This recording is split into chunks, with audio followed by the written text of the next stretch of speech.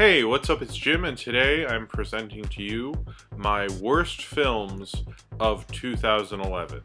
Now, most people normally, when they do a worst films of the year list, it's like you have the top 10 best films, and then you have the top 10 worst films.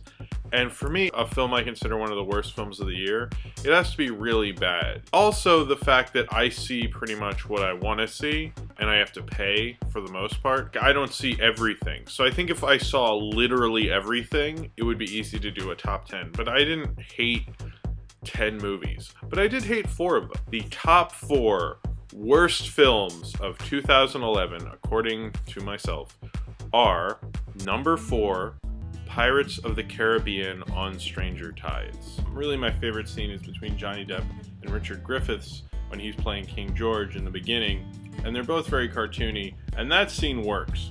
The rest of this movie, though, is horrible.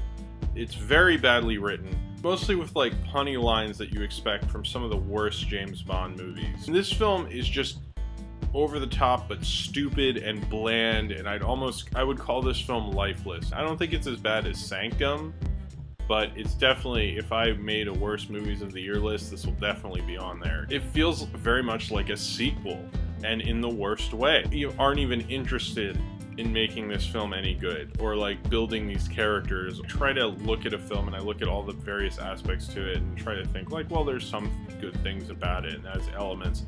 This film flat out sucks. It is just a terrible piece of crap, and I cannot recommend it at all. Number 3, Rubber. And then you see the tire going and you're like, alright, I'm okay with it. And I expected kind of a minimalist film about a tire. Instead, we have this whole thing about this group of people watching what's going on with the tire through binoculars. This whole thing with a cult, and they poison them, and then this and that. Things happen in films for no reason, and you never question it, and you always go along with it. Yes, but why am I going along with it? See, that's the part of the film they never really quite got right. The reason they fell in love in Love Story and people bought it is because the film got us to believe it. You have to get me to believe in the film. And this film just decides, hey, this stuff just happens for no reason. It's like, yeah, well, that's a really nice way to just give an explanation for everything that happens in the movie. You can just say, like, no reason. You know, that's stupid. And that's kind of like some dumb college kid finding some theory he found in his textbook and spouting it off to all his friends until like a week later when he realizes like, well, it's a nice theory, but he's just applying it to too many things. Towards the end, there were some scenes that would just go on, and just, it didn't really seem to have any sense of itself. It tries too many different things, but it then ends up not really saying anything. It's just, this is an empty film. Number 2, J. Edgar. It's more like a TV movie.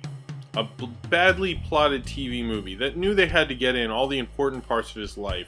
This movie, I think, actually may be worse than those, because I didn't find it fun and salacious. I just found it draining, and it would just go on forever. This film's about 2 hours and 17 minutes.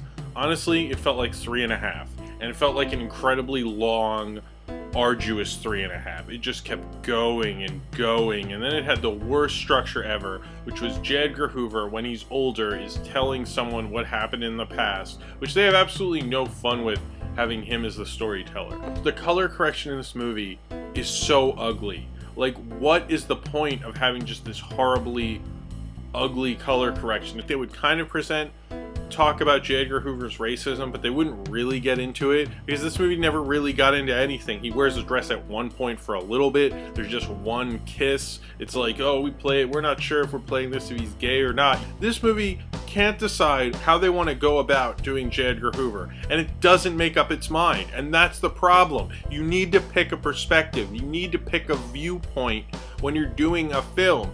And the number 1 worst movie of 2011 is Sanctum.